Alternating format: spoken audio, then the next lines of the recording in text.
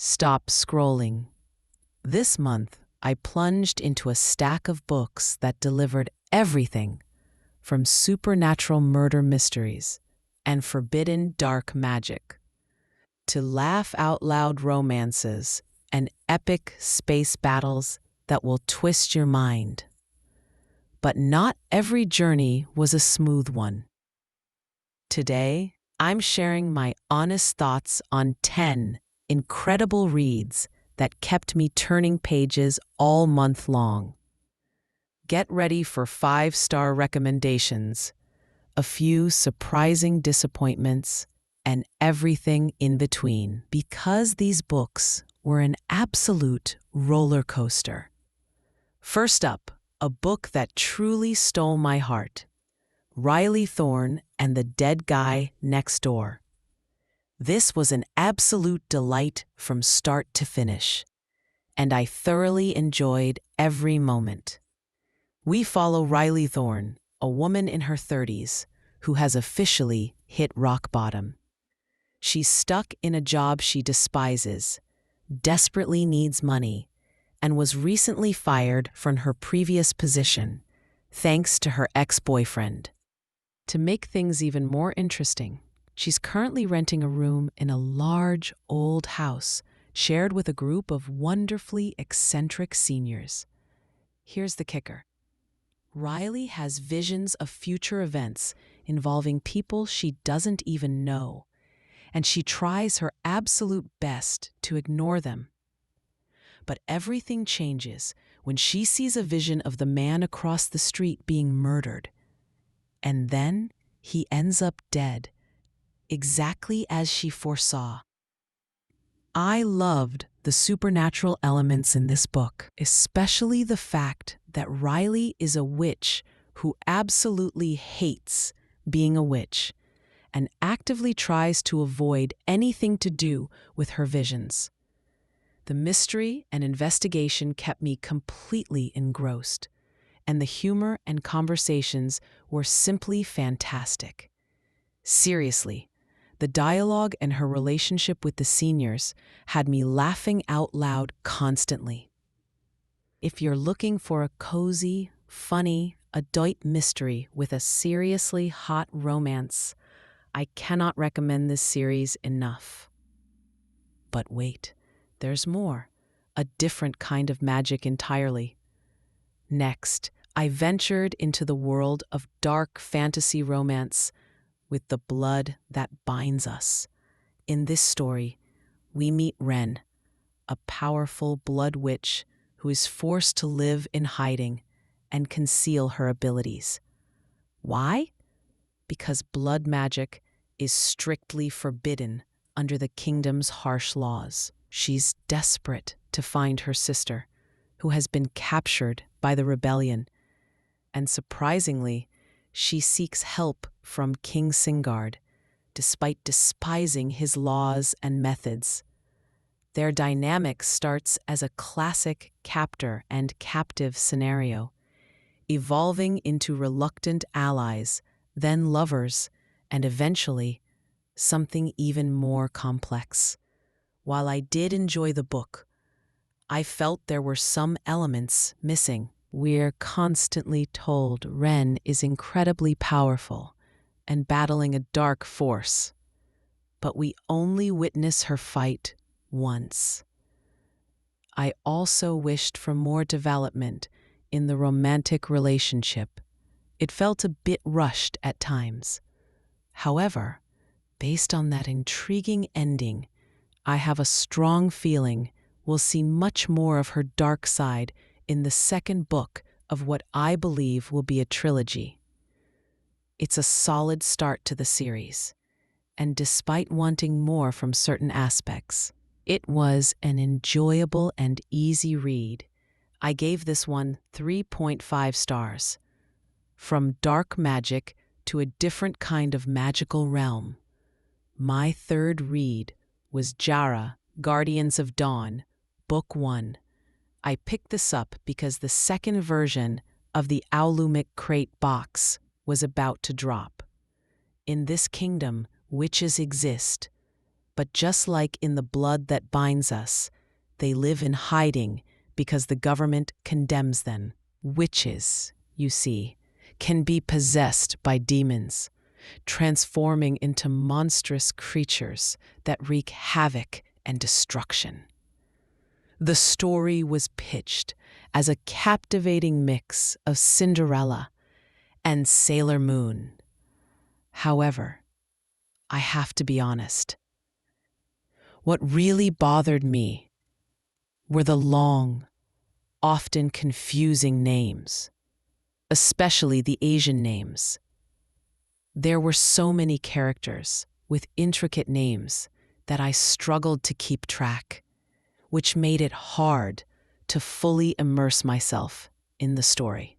I crave a fast-paced adventure in fantasy novels, and while this was an adventure, the names and the slow pacing at certain points really dragged it down. I know it's a retelling of Cinderella, but I wasn't a fan of how willingly the main character, Zara, allowed people, especially her stepmother, to take advantage of her. This wasn't just at the beginning. It kept happening. So while I cheered when she finally defended herself, it was frustrating that it only happened near the very end. The BTS references were a fun touch for fellow fans, though. Overall, it was an okay read, but I won't be continuing the series. It landed squarely in the middle for me. Now let's talk about a book that absolutely blew me away. Throne of the Fallen by Carrie Maniscalco. She did it again. I loved this book beyond measure, and I'm thrilled to say it completely exceeded my expectations. Even at a massive 561 pages, I devoured every single one. This adult fantasy romance follows Prince Envy, who must win a high-stakes game to save his destiny. His path fatefully intertwines with Camilla, a human artist who also gets caught up in the game, leading to countless secrets being revealed. This book delivered a huge expansion of the world, far beyond what we saw in Kingdom of the Wicked. We explored shifting islands and delved deeper into the worlds of the Fae and vampires. I particularly loved that it was told from two perspectives, Camilla's and Envy's, and brilliantly narrated by two different voice actors in the audiobook. Maniscalco delivered surprising twists and a romance that had the same intense impact and unexpected turns as Emilia and Wrath's story. The vibrant world, exciting plot, and intense romance were all 5-star worthy. I cannot wait for the next installment. Speaking of surprises, prepare for a thriller that will mess with your head. My next read was The House Across the Lake by Riley Sager. We meet Casey, who is vacationing at her house overlooking a serene lake. All the residents on this lake know each other, but a new couple, Catherine, a former model, and her tech mogul husband, Tom, have just moved into the house across the way. Casey, battling an alcohol addiction after her husband's death, spends most of her time alone with binoculars, watching her new neighbors. She quickly starts to notice something very, very strange about their marriage. What made this book incredibly exciting and mysterious for me was Casey's alcohol problem, which makes her an unreliable narrator. I found myself constantly asking, is this true? Since the entire story unfolds from her point of view, you're left questioning every observation and piece of information she shares. I couldn't fully trust anything she saw or told me, and that uncertainty made the reading experience so much more enjoyable as I tried to piece together what was truly happening. And then came the plot twists. Oh my gosh, the plot twists were insane. A small warning though, if you don't like supernatural elements in your thrillers, this might not be for you. But for me, it worked perfectly. It hooked me from the very first page, and I felt like I was right there with Casey, spying across the lake, trying to unravel the mystery. It was insane in the best possible way, and I gave it a full 5 stars. Next, I finally picked up Iron Gold, the 4th book in the legendary Red Rising series. I couldn't wait any longer to continue, and I was absolutely not disappointed. This book picks up 10 years after the end of Morningstar, but through Darrow's perspective, we learn what happened during that decade. The stakes have dramatically shifted. The circumstances are entirely different, and the passage of time is presented incredibly well. We finally see the aftermath of all Darrow and his allies fought for and sacrificed. Darrow is now around 30, and the story introduces new multi-POV characters, which adds incredible depth. As always, Pierce Brown is simply excellent. He writes such an amazing, incredible story that it imprints itself on your mind, making you crave more and want to reread it constantly. The twists, as expected, are mind-blowing. You will never anticipate what happens next. I was constantly surprised and emotionally rocked. This book solidified my love for the entire series. The rich characters, incredible world building, and an outstanding plotline are just chef's kiss. Seriously, Red Rising yet? Please, pick up the first book right now. You'll understand exactly what I'm talking about. This series deserves all your love and attention. Now, for something completely different and slightly chaotic. After Iron Gold, I picked up Flames of Chaos by Amelia Hutchins. This was a dark fantasy adult romance about witches. How do I describe this? It was an experience, that's for sure. Was it fun? I won't lie, yes, because I was laughing out loud so hard while reading it. The plot, however? Well, there essentially was no plot.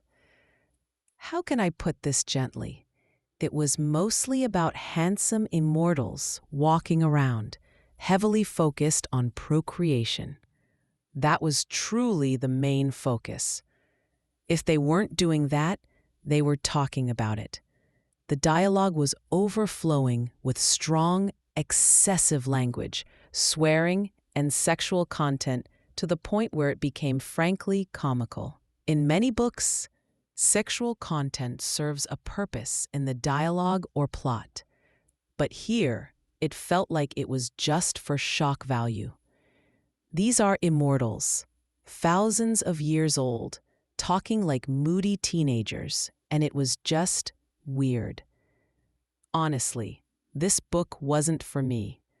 While the author states she doesn't write likable main characters and that you're meant to hate them but eventually love them, I found these characters unlikable just for the sake of it.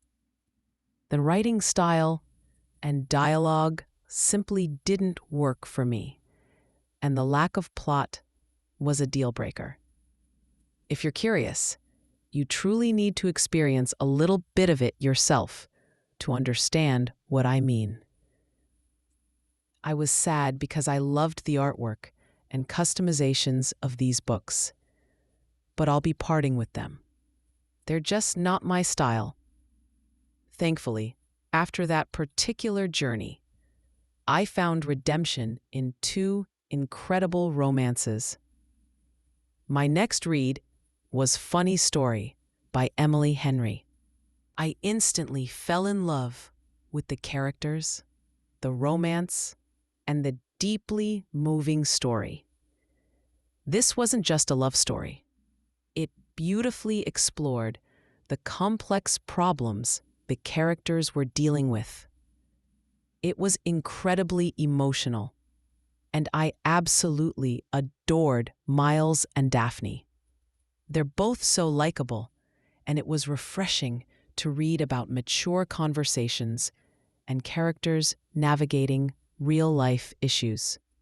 Plus, Daphne being a librarian and sharing her love for books was the cutest thing. This book made me feel all the emotions. I was laughing, and I even teared up once or twice.